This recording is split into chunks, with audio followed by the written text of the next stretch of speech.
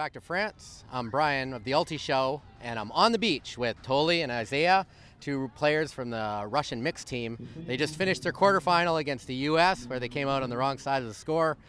Really good game in the end, guys. Watched most of that game. U.S. came out really quick, kind of put you guys in a hole, but then you turned it around in the second half, almost made a great comeback. What was happening in the first half that you changed to come back in the second half? I feel like definitely was nerves. We have a lot of very talented players on the team, but it's about a mental game. And when you come an opponent that you watch online and watch their games, some of the young players on our team know like 90% of the U.S. team by name. So it shows how much they respect the opponent. So that could have been a factor. Also, we didn't stick to our game plan at the beginning. We were trying to use our fitness because we're a very fit team, and we're trying to like take them deep and go under. But a few crucial mistakes and mental mistakes as well. Also, our veterans, including myself, just made a couple of bad decisions, and unfortunately, that caused us like it would put us in a tougher situation. Easy? Yeah, I would agree with that. Yeah, we didn't go out with our game plan right to start. Our lack of experience definitely showed in this game, I think. It's a big stage for a lot of the younger players, and it showed early. But as we have done all tournament, we turned it on in the second half, and we claw back, and we grind out points, and that's the fitness Tully's talking about. And these guys are some of the fastest guys I've seen on sand this weekend. And yeah, incredibly fit and very talented, and the future for Russia is looking very nice.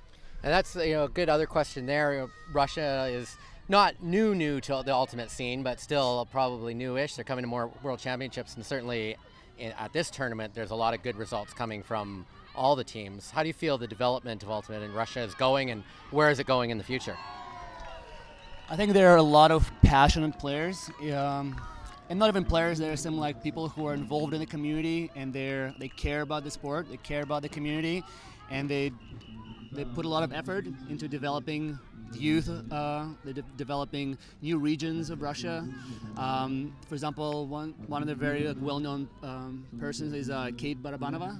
She is also involved with WFDF, and she knows a lot of American and European players, and constantly every year, I think for the last maybe 7 or 8 years, she's been inviting them to come and teach at Moscow training camps.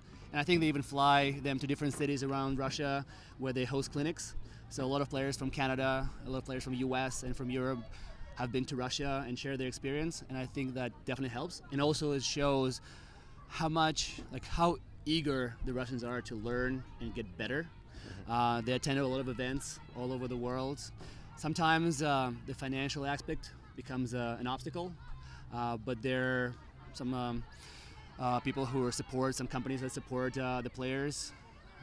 Yeah, but it's all just will, and the people are very passionate about the sport. Right. Kate, I know, is doing some great work behind the scenes here. She's a good friend of the show. So speaking of behind the scenes, you two were involved in a development program to get discs to people in Russia and Ukraine. Can you tell us a little bit about that? Yeah, so the project is called Disc 1 for 1. A few years ago, there was like a crisis or like a war, which is still kind of going on, but it was really bad a few years ago between Russia and Ukraine, two brotherhood nations and people who we consider our brothers and sisters. But because of that war, it really affected the relationship, and unfortunately also affected the Frisbee community, the ultimate community. And a lot of my friends who were friends before, like there was some tension. And also I noticed that a lot of youth who were like watching media, and they were like observing like sponges what the media was telling them, like we're considering their friends across the border as enemies. So we started this project where our goal was to raise money to buy Frisbees, bring a lot of Frisbees to Russia and Ukraine, and teach kids the importance of spirit of the game, respect, communications through Ultimate. And people like Mark Lloyd, Bo Kittredge, Isaiah helped us a lot with promoting that fundraiser. And yeah, I mean, Isaiah could say a couple of words about that. Yeah, mainly just try to get the word out about the program. It's a great idea in my books. Fantastic idea. Definitely, when we played Ukraine mixed team, I could, I thought maybe it might be a little bit chirpy, a little bit chippy game, but it wasn't. It was perfectly fine. Afterwards, we had a big huddle, nice spirit circle, very nice words were spoken, and I could tell that, the road is starting to be paved again to bring back unity in that area for sure. It's great. It's great when we hear about stories of Ultimate bringing people together for peace and for understanding. That's great. So good job for you two. Good luck in the rest of your games. Thank you. This has been Brian for the Ulti Show on the beach.